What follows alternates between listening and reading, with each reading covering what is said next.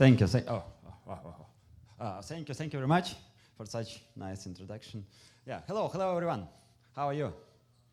How do you feel the second day of such nice conference? Yeah, I'm really enjoyed. So, great university, super nice hospitality. Wow, really good.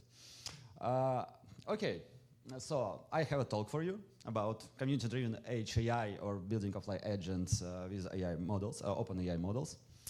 I have 80 plus slides. Let's try to figure it out how to put 8 slides in 30 minutes. Yeah, we'll see how we will manage it. Actually, do we have a clicker? Clicker. But you, okay, I will manage it with keyboard. So it's already connected. Something. That gentleman, very nice. Thank you. Okay.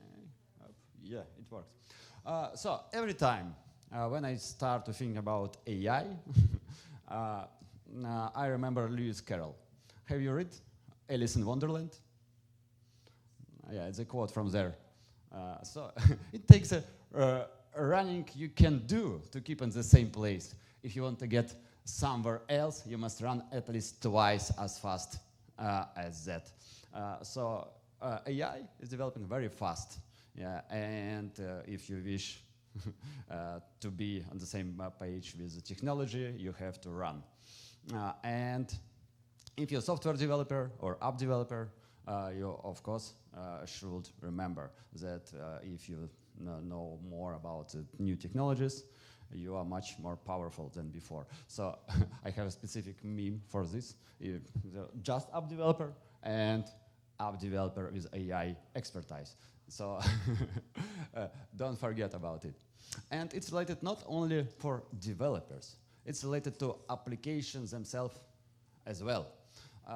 So, for example, I'm mobile developer, and just mobile application and mobile application with AI capabilities, it's already two different types of applications. Let's take a look to evolution of mobile applications. The current days. So just mobile application, it's the beginning. And then if you just add a little bit AI to a mobile application, it becomes mobile application, AI-powered mobile application. But it's, again, just the beginning of evolution. So the next step is AI agent mobile app. Who knows what does mean AI agent in comparison with just AI-powered mobile app? Yeah, please. Please. Yeah, so it will be able to automatically also take actions on your behalf. Yes, exactly. So it's just short definition from me. So agent is a intelligent system that can't do something for you, just intersect with the real world. And AI agent in application is applications that can do for you something with AI, but not just tell you something, but do some actions. And probably in the future, the next step of mobile application will be something like this. So a robot is also kind of mobile application, mobile device, yeah? So an application for robots is a kind of mobile application. So maybe it's also not too far from here, and mobile developers soon will be, do application for such mobile systems. And let's try to imagine you with your mobile device, with your robot, is somewhere in the mountains where connection is not very good. Yeah, I forgot to say. We are here now, and we should move forward. So, and there's no more connection, so a robot can't work anymore. But if you have a mobile device that can work without any connection, you can figure it out what to do. Of course, it's in the future, but now we have mobile devices like mobile phones. Uh, but I can tell you, so we still we're already able to create AI agent that can work offline. Uh, but let's start from far, from there, and talk about generative AI itself. Of course, I'm pretty sure that all of you knows what does mean generative AI in comparison in AI in general. But yeah, before we talk about generative AI, I forgot to introduce myself. It's short explanation. Who am I? Yeah, I'm a mobile developer from Germany. I work for EPAM Systems, and besides that, I'm Google Developer Expert in Flutter, AI, and Firebase, and organizer of Flutter Berlin community. Have you heard about Flutter, actually? Yeah, because I'm a Flutter. Maybe you can raise a hand if you heard about Flutter. Oh, nice. Yeah, me. Me too. Yeah, I'm a speaker, I should know. And for people who haven't heard about Flutter, it's like short explanation what this is. It's a framework by Google that allows you to create mobile application from one code base for iOS, Android, and after 2021, you can use the same code base for develop application for web and desktop as well. So one code base, 6 platforms. And I will say it's just officially supported platforms, but there are tons of unofficially supported platforms. So actually you can use Flutter for develop application for TV platforms, wearable devices, and many other. If a device has a screen, most probably you will be able to run Flutter there with like some hacks and tricks. So really nice platform. And I'm a big Flutter fan. So one more fun fact about Flutter. Flutter has a nice mascot. The peluche is named Dash. So I even have, so as a Flutter representative for you, I have my Dash hat. So I will be your Dash today.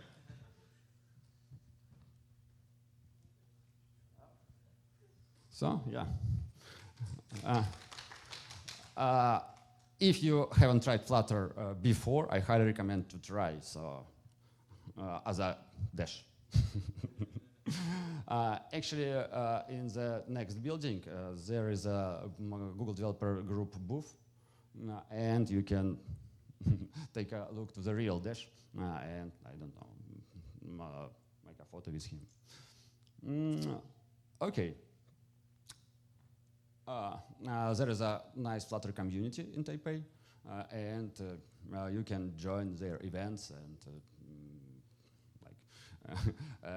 join talks and workshops that they organize. Yeah, okay.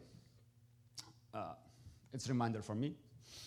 So I really love Flutter and can talk about Flutter for a long time, but the talk itself, not about Flutter, but about AI. Let's switch back to the topic. Generative AI. Okay. So, what does mean generative AI? It's AI that can generate for you the content. So it can be text, it can be images, it can be video, sound, even music, something generated. But just generation is not enough. So to have understanding about what you have around, to get more context about real world, AI models should have additional capabilities. For example, multimodality. I'm sure you know what does mean multimodality. It's when you can combine different type of content. For example, text and video, text and images, and provide them to AI model together. For example, this is a slide that I stole from official Google Slides about Gemini 2 Pro. It's pretty old because the last one is Gemini 2.5 Pro, but I stole this slide a long time ago. But anyways, it's a really nice example how multimodality can be used. Take a look. There is a video, there is a sketch, and text. text this question: what is the time code when this happens? And Gemini answer: this happens at the 15 minutes 32 seconds of the video. So model are able to take information from video, analyze the sketch, match them, and find the time in the video. So it's a good example of multimodality. And one more very important capability is function calling. For creating agent, models should be able to call methods to do something. So function calling is a really, really important capabilities. I just added my example, the simple example using of the when model uses both of these capabilities. I just asked Gemini, added photo and asked, where am I? And Gemini answered me, you are in Piazza del Sacro Cuore, Pescara, Abruzzo, Italy. And how, here is how to get there. And added Google Maps. So this is multimodality because I provided photo and text. And this is example of function calling. The model connected to Google Maps, take information from there and provide it to me. And everything is good. Yeah, it's Gemini. Gemini works fine. But I need internet connection for it. And I need to pay for my subscription. And I should care about privacy. So it's just public API. And I don't know what happens with my data if I provide it to Gemini. I even have meme for this. So we need this AI power in our app. Let's try ChatGPT, Gemini. What about connectivity, privacy, and the bills?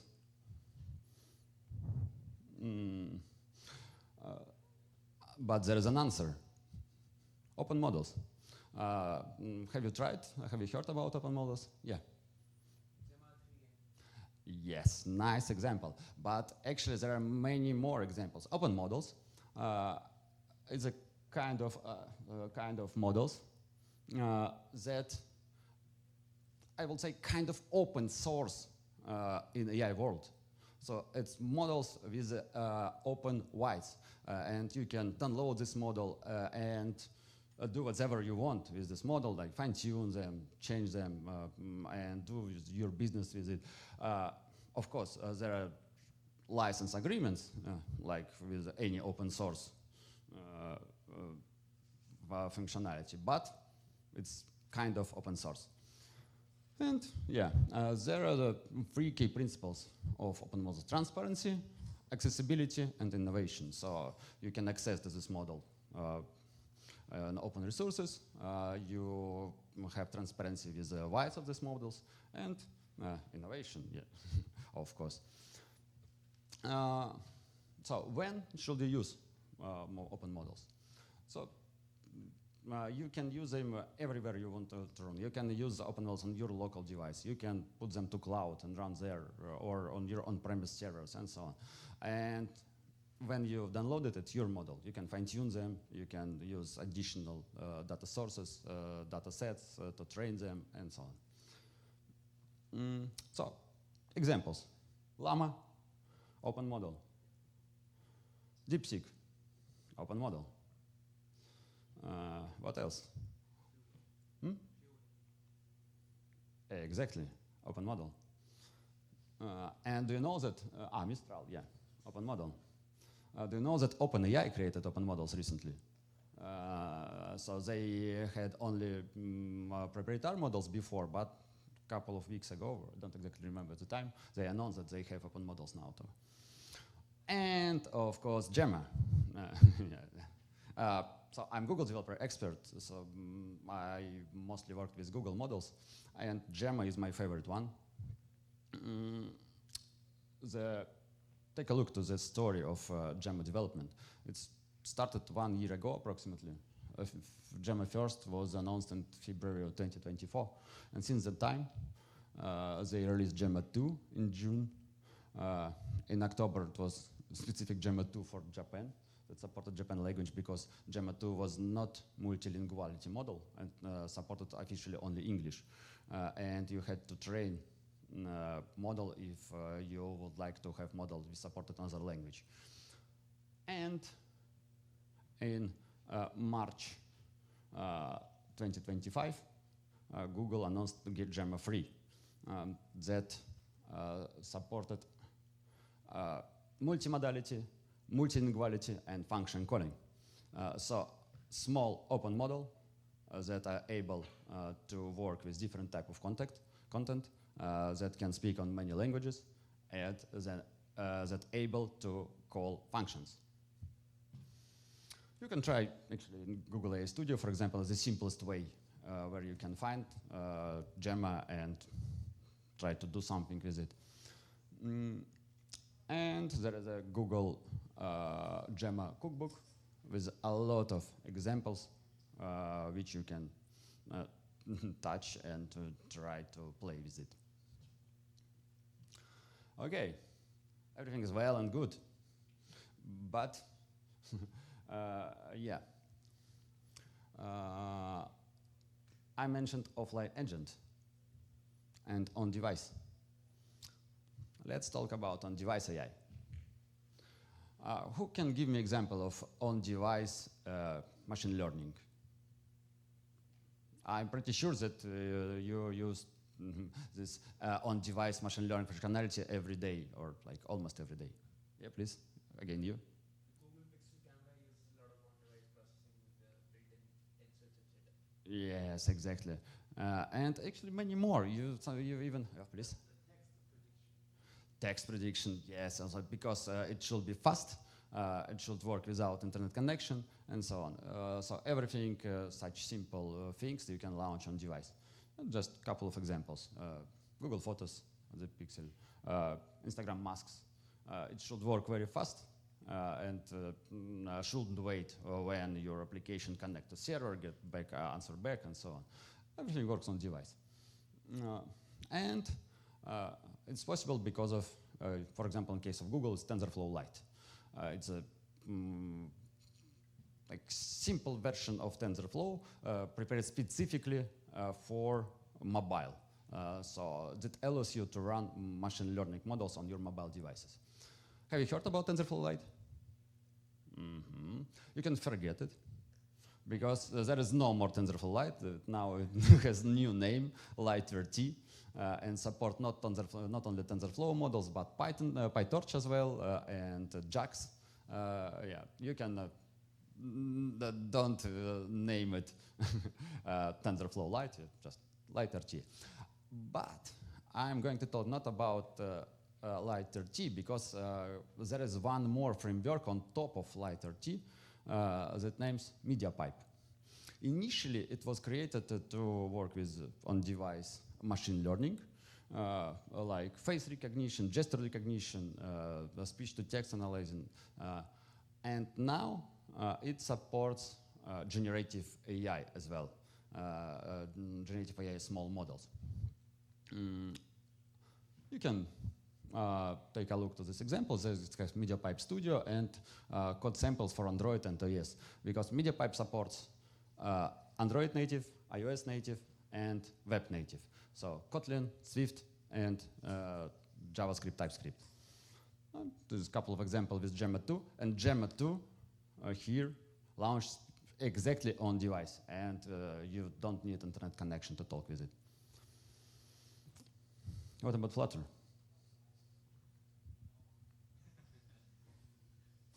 Yes, what about Flutter? Why only native? I would like to have only one code base, not to write for every platform specific code, yeah?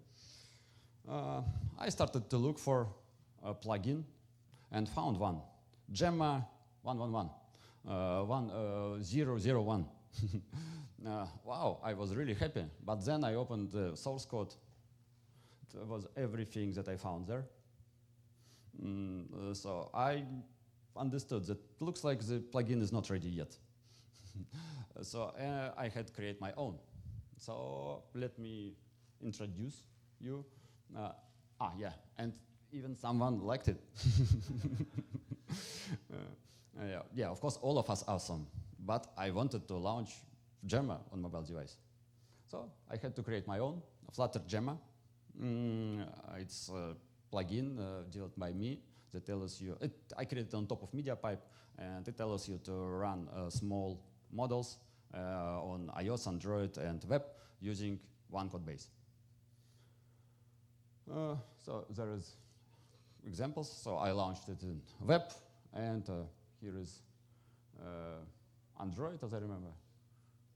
And you can, example app that can you launch just from my plugin already developed. You can take a look to the code, and yeah, it answers you.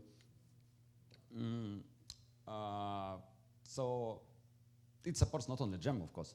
I give it name Flutter Gemma, but it works with all open models that's small enough to be launched on mobile device. So there is example with Gemma Free. There is example with DeepSeek. Yeah, they work.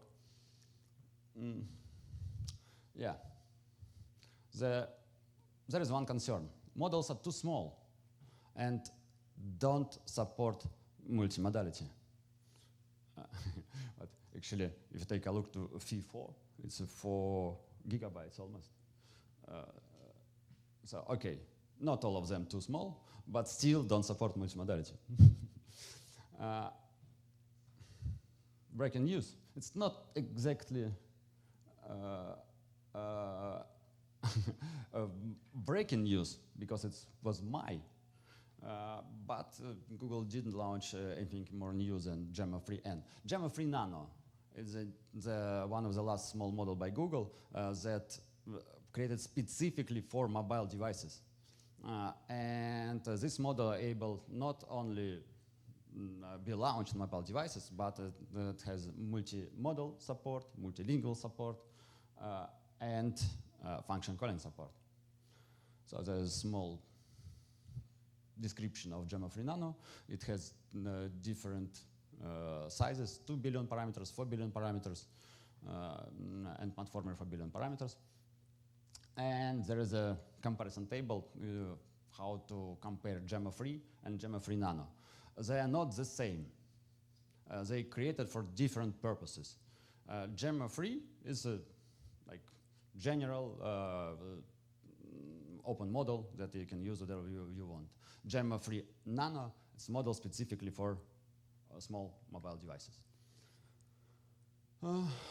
Yeah, but I was talking about community-driven AI. Yeah, what did I mean? Let's talk about it. I'm pretty sure you know what is it, Hugging Face and Kaggle. Yeah, it's specific platforms for data sets and open models. So you can go there, you can download any model from there, you can get data set, you can fine-tune your model and create your own model for community and request help of community and work together on the same model, on the same data set and so on. What is fine-tuning? I already answered. Yeah. So when you use specific data to train your model with specific data. How it works?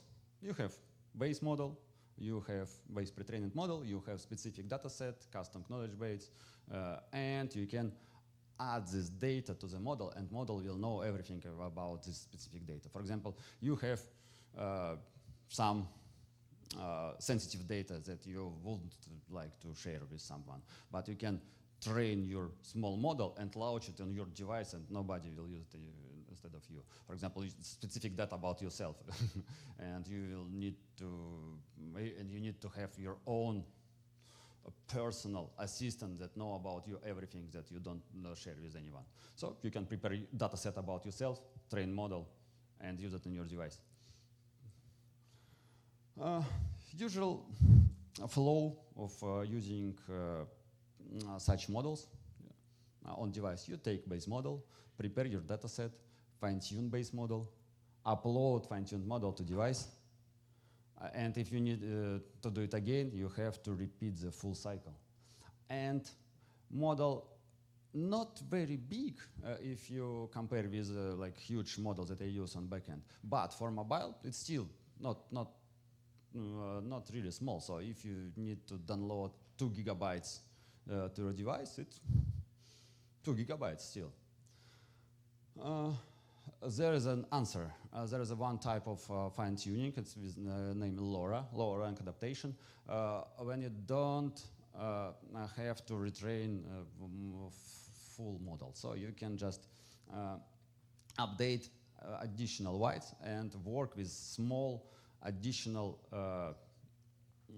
files that have like your specific data. It join it specifically to a base pre-trained model.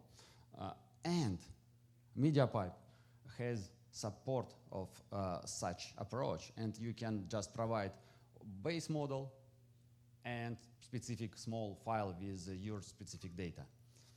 And in this case, the flow can be changed. You take base model, upload base model to device, prepare your dataset, fine-tune base model, upload only small addition file with couple megabytes, depends on how much data do you have, and repeat only with such part. Much more useful if you work with mobile development. And I prepared specific article for this. If you would like to know how to do LoRa for such small models, you can read it and check my examples. Okay, offline agents. We still didn't talk about offline agents. We need to interact with real world. Let's talk about it. Up. Up. Bam. Yeah. To create fully multimodal, multilingual, and offline agent, you need to have support multilinguality, multimodality, function calling. But actually, function calling is the most important part to create agent, because you can create small agents that won't support multimodality. But we are able to create agents with full set of it. I even prepared example. We have Gemma-free Nana that support multimodality, and we can work with it on device. Take a look. I made a photo of the ticket to. I was in Japan a couple of months ago and was in Osaka. And the ticket, all details in Japan. So you can make a photo and send it to device. So this image shows a digital ticket for the weekday ticket at Expo 2025, and translate everything for me because it's multilingual. It can recognize Japanese language and translate it to me. Everything on device without any internet connection. Function calling. I had the support of Flutter Gemma. It's also an example you can take from my repository. Let's go. Oh, sorry.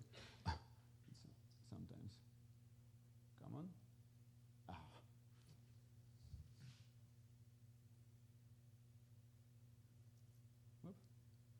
What's wrong? Let's come back and again to that slide and start. Yeah. And I asked, of course, I prepared methods that model are able to call to change screen color, to change application name, and what else? To show me notification. And hello, can you change screen color to green? And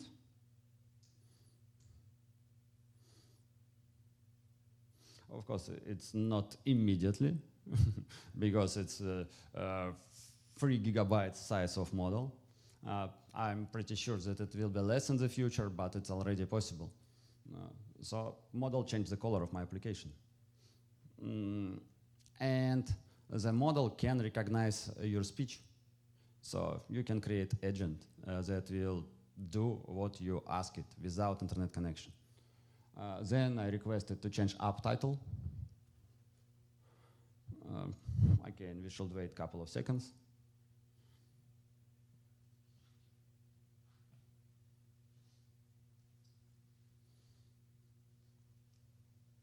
app title changed. And the last request, please show me alert with text. I don't remember. Hello. Hello, Sasha. Yeah, of course.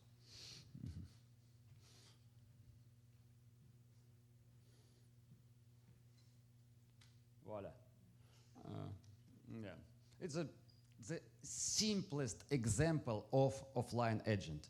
Everything offline, and you can do whatever you want. You can provide methods that your agent will be able to run. For example, call someone, and it'll call my mom, and it will call.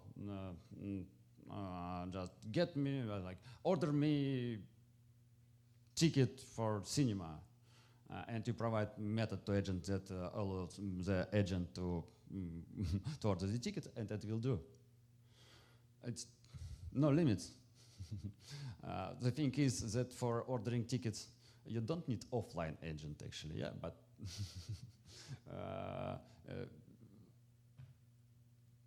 you at least you don't have to pay for your online agent, because any subscription to online AI, it's have a price. Here you don't have to pay. And the last thing, it's not actually related to agent, but still nice thing. Have you heard about thinking model, thinking mod? So when you can look how model think. And some small models support this feature. For example, DeepSeek. And I added this support too. So you can take a look how DeepSeek, how DeepSeek thinking.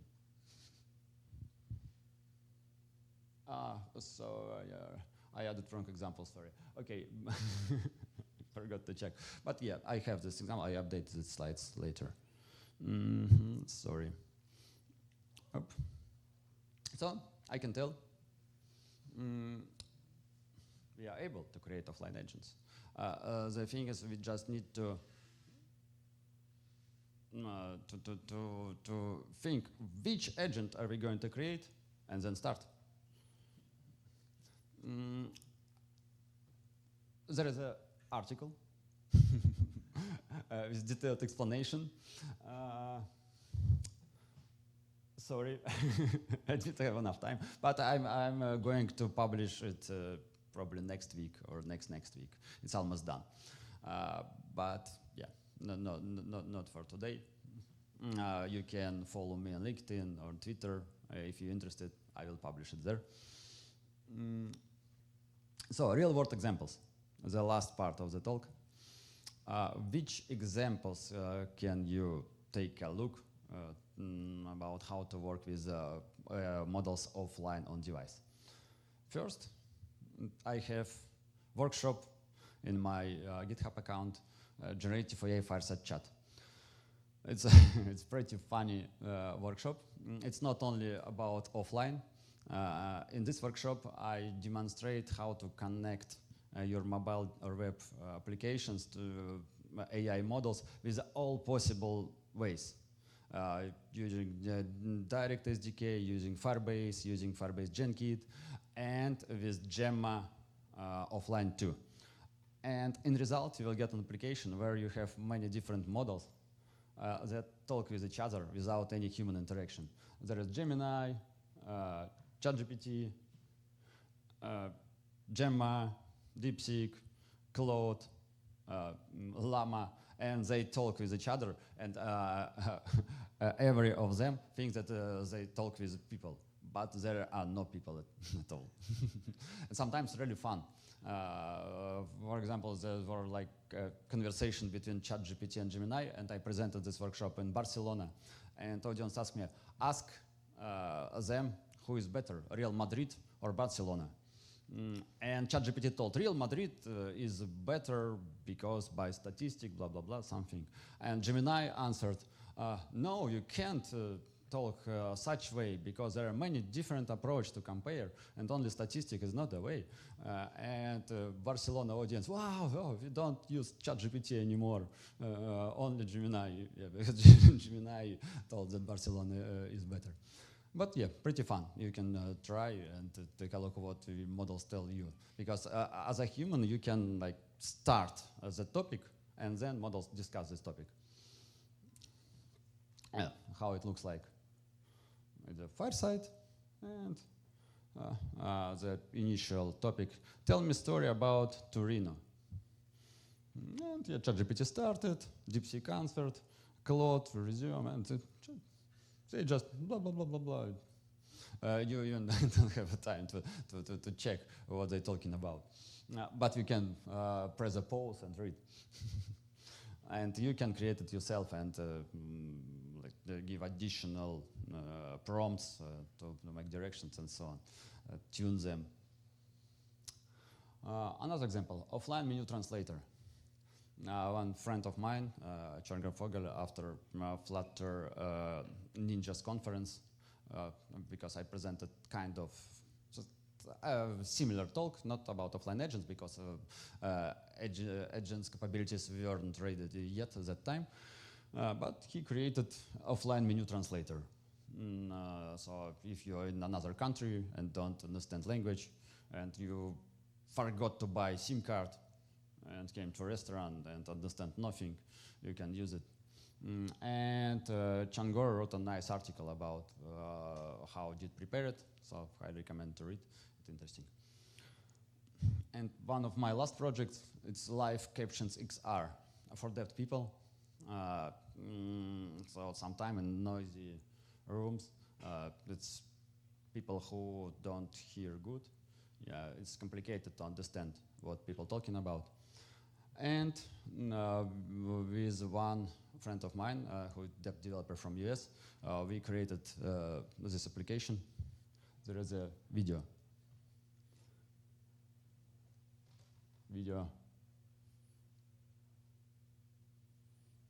Again, yeah? Yeah, it works. For the deaf and hard of hearing community, following conversations in noisy places is a challenge.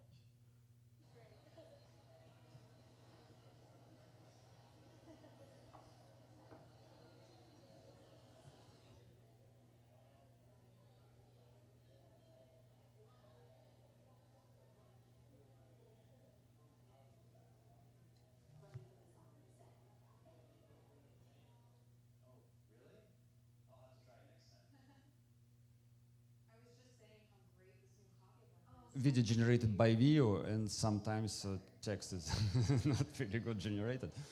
But yeah, this type of glasses can be connected to any mobile devices with our capabilities. So we created applications that use speech to text, jam on device, and our functionality to recognize the source of sound and generate live captions in this direction. So with these glasses, you are able to see what people talking without internet connection and without paid subscription. Gemma just give additional context. It's one time in a few seconds make a screenshot of what's happening around and give additional context to the application to add this context to captions. It's of course now it's proof of concepts. It's not works like ideally, but we are working on it. So it already works. So probably in the future it will be really nice applications that will help people to interact with another. And it's placeholder for your example. You can try to create your own agent, message me, and I will advertise it as well, of course. Yeah, because I think offline agents is a kind of future because it's only way to create application with AI capabilities without subscription, without paying money. Because as I mentioned, any using of AI API that in cloud you have to pay. You have to pay for API, or you have to pay for hosting, for your cluster, and so on. So only one way not to pay, run everything on your device. Thank you.